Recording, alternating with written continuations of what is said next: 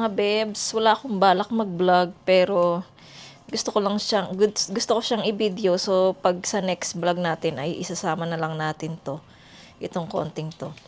Ayan, kita nyo, puro to garlic mga bebs. Ayan. Mga tagi-isang buo yan. Pinaghihiwa-hiwa ko lang siya ng gitna. So, nagdalawang pieces siya. Ang tinuro sa akin ng ate ko. Kaya, pampababa din daw to ng kolesterol. Kung gusto nyo lang itry mga bebs, kaya binidyo ko siya para alam nyo. Ayan, naghiwa kayo ng mga bawang. Ilagay nyo siya dito sa lalagyanan. And then, kung meron kayong honey sa bahay mga bebs, dapat yung original na honey. Ititira ko to kasi magluluto ako sa ibang ano yan. Ayan, hindi ako magbo-vlog magkukuking. Tignan natin. Ayan, so, nandito na yung lahat ng bawang mga bebs. Tapos, meron tayong honey dito. Ayan, maglalagay tayo dito ng honey. Samahan nyo ako maglagay ng honey dyan mga bebs. So ayan mga bebs, buksan natin tong ating honey. Tapos bubuhusan natin dyan. Bubuhos natin. Kuha tayong konting honey dito, magbuhos tayo dyan.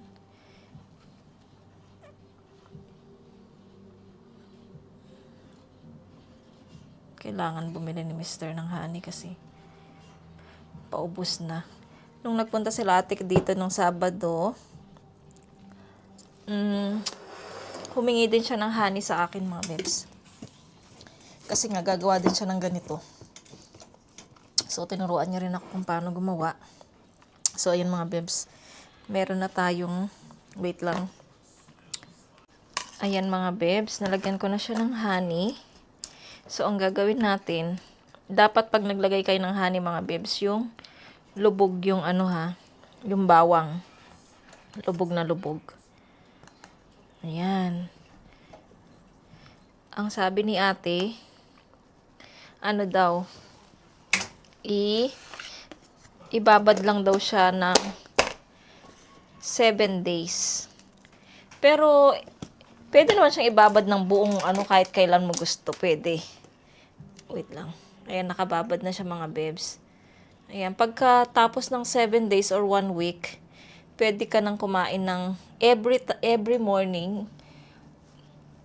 Kakain ka nito ng isa lang, kalahati. Ayan, iyan lang yung kainin mo. Ay bago ka kumain ng almusal, ayan, uminom ka ng warm water, tapos ito kainin mo tong isang to, or yung kalahati lang. Kasi kung di mo kaya ng isa, kalahati. Pero sabi ng ate ko, siyempre kapag babad na siya sa honey mga bebs, ano na siya, tatamis na yung bawang. Kasi yung bawang sobrang maanghang, di ba mga bebs? So ayan, ang gagawin natin ay ilalagay daw natin siya sa rep mga bebs. Pagkatapos ng 1 linggo mga bebs, pwede na natin siyang tikman. Ipapakita ko sa inyo kapag nag-1 linggo na siya, kung ano yung itsura niya at kung ano na yung lasa niya. So ayan mga bebs. Diyan ka na.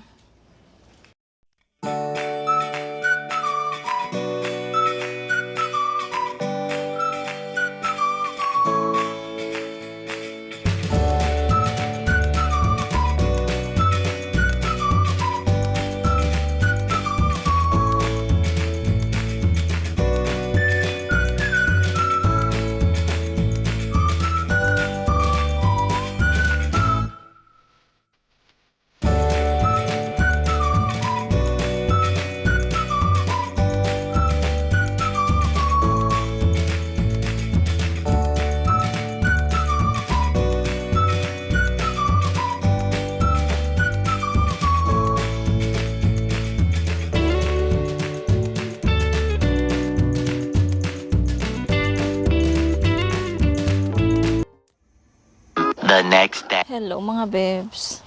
Ilang araw akong di nag-vlog. Ilang araw kasi nga meron naman tayong mga naka-reserve dyan na napapanood nyo. Kaya ilang araw akong nagpahinga muna. So syempre bago tayo nagpahinga, inedit natin lahat para meron kayong mapanood. Ngayon dito tayo sa labas. Balak sana namin kahapon at saka ngayon na pumunta doon sa Nongyop store, kaya lang sa ganitong weather na makulimlim at walang araw, nakakatamad mga babes. Ayan, wait lang. So nakita nyo naman na clip ko yung binidyoan ako ni Yechan habang nag-edit ako sa iPad. Tapos, ayun ngayon mga babes ay ngayon sila nag-tour sila Yeram. So yun, nabidyohan ko kanina nung paalis na sila ng bahay kasama yung kaklase niya. So nag-tour sila sa Gyeongju World. So mayroon silang, alam niyo na yung parang, anong tawag nito? Yung parang Disneyland, ariyan. May mga rides, may mga, basta kung ano yung nasa, hindi naman kung ano yung nasa Disneyland. Yung mga konti-konti lang. Nito kate chokum to kate na. Rides iso na to. Parade do iso na chokum. Pero syempre mas malaki pa rin yung Disneyland. Pero meron din kami dito yung Odeya-chan, Seoul. Iro mo ya? Gyeongju World to kate, Seoul. Iro mo ya? Meron din kami mga bebs sa Lotte World naman yun. Iyon, malaking malaki yun mga bebs sa Lotte World. So ayan, sana nag-i-enjoy si Eram. Sabi ko sa kanya, mag-video siya ng konti. Ewan ko lang kung mag-video siya kasi mahiyain yun mag-video eh. Hindi siya katulad nung kuya niya na nagbi-video. So dito tayo mga bebs. Pasensya na kayo mga bebs kung palagi lang tayo sa Daiso. Sabi ni mama ko nanonood, ay Daiso na naman, sabi niya. So ayan, sa Daiso na naman tayo. Bibili ako ng table, yung sa pwede mong gamitin sa kama habang nasa kama ka. Yung maliit lang na table. Dati meron ako noon, tinapon ko kasi nga medyo kaya tinapon ko na siya. So ngayon bibili tayo ng panibago. Tag 5K lang naman yun mga bebs. Ayan, tas tomorrow mga bebs. Tomorrow, Friday, Labor Day yata dito eh. Labor Day. Tomorrow, Friday, Saturday, Sunday, ayan. Wala nang pasok si Mr. Walang pasok. Pati si mga bata, pati yung mga nagtatrabaho, walang pasok mga bebs. So, hindi ko alam kung saan tayo nito sa tomorrow. Ayan, dito na tayo sa Daiso mga bebs. Chan, can you bring this, oh. And, wow. Dito na tayo mga bebs sa loob. Ano kaya itong laman? Ay, box lang. Siguro, pag magre-regalo ka mga bebs, ayun oh. May mga tindang box dito.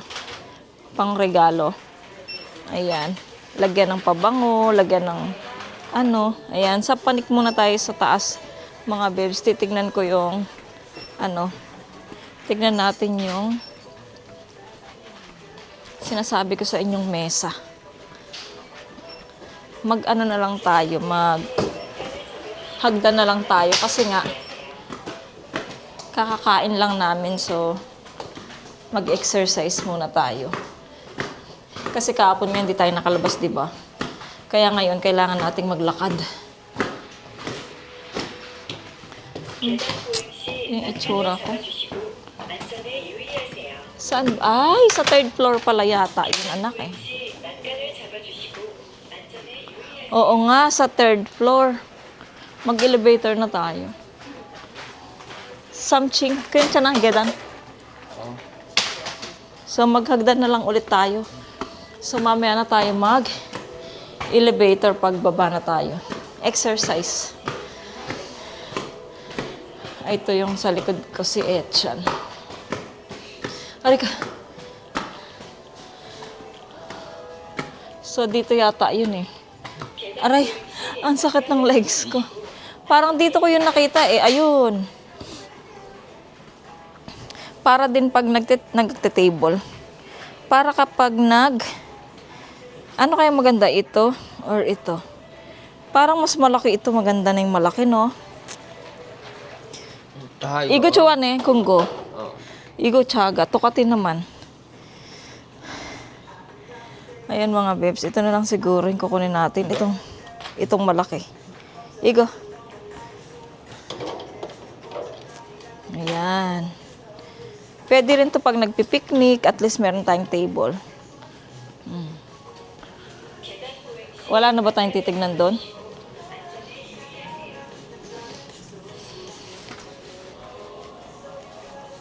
Nanonood kasi ako kay sis, Pinay Mom in Canada. Sa kanyang sushi. Pa-sushi. Ito yung pang-spray namin sa mga babes, sa higaan namin.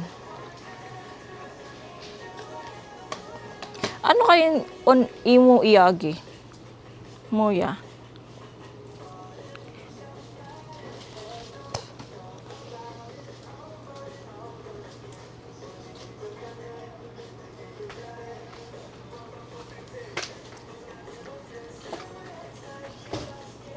오, 쓰레기통 냄새 탈취제. Lemon. 냄새가 안 나는 거지. Hanggi kata na? 그럴까? Igo meke ya? Ani. 한 개. Hanggi man? 아니, 2개월이니까 지금. 2개월 동안 계속 지속된다는 거예요. Kung 냄새 없어. 2개월이면 어디? And igo. Hajang sila go and kosil, ne? 이거 두 개? Chip, Lemon? ane ulma. Ane nun tuge. Or hana? 하나. 근데 하나만. 2개월이야. Igewol. 응. Igo tuge. 이 레몬도?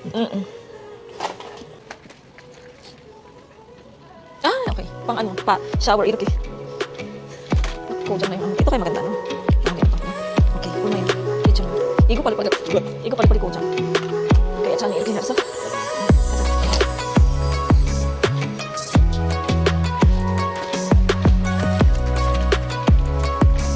Mag-ano tayo niya? Ilagay ko. Ay, yung gusto nang i-erase, At so, ko. Kukal, ilagay ka na. Isa kaya? Kalkatan ilagay. Ano? Saan kaya yun? Kalkatan. Bakit so sorry? Ilagay siya. Kasi ulit. Kal. Hindi ko niya. Ano? Ito ko. Remote. Oh, ito da. Remote ulit. Ayan. So kaya yun, nakayogi sa ng tohe.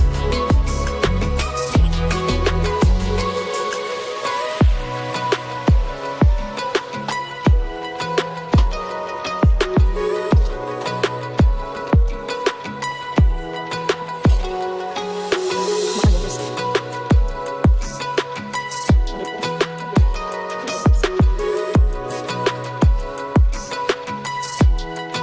Muro ba na? Kaya na. 저기 가자.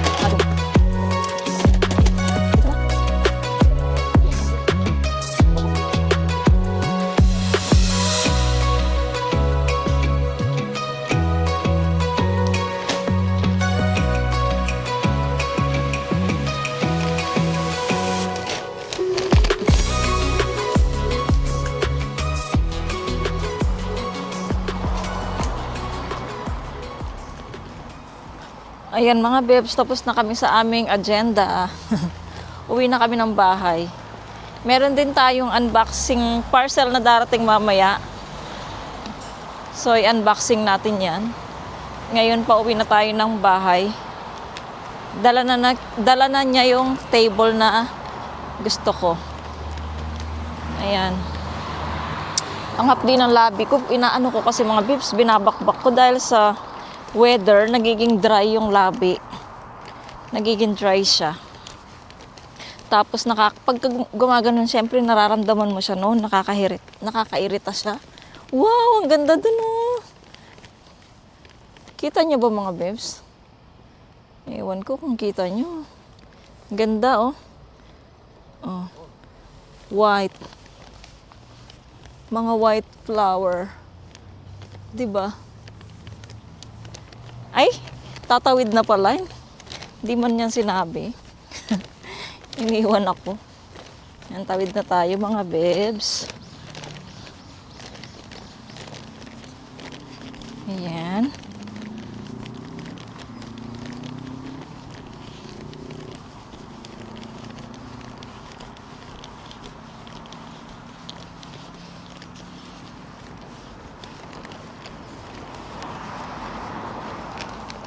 Ayan, dito na tayo sa ating place. Places. Ang pangit ng weather, ang pangit ng gala nila Yeram. Hindi maganda, hindi maaraw yung weather.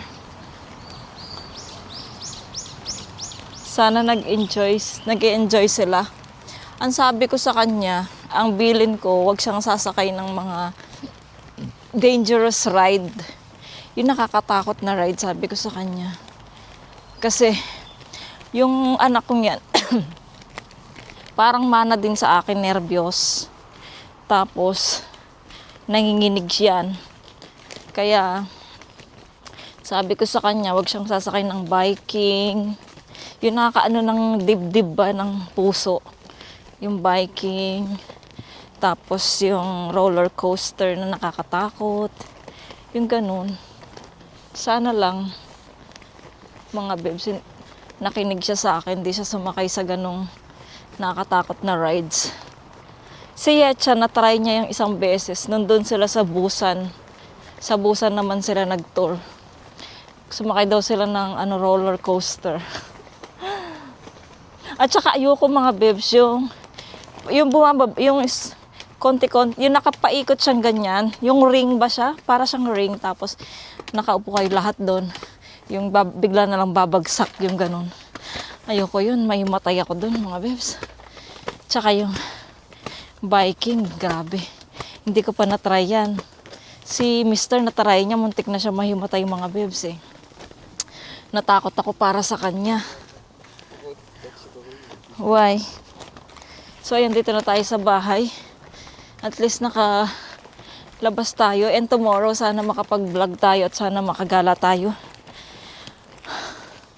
Kasi medyo, sana okay yung ni Mr., yung kanyang pakiramdam. Yung hindi siya pagod.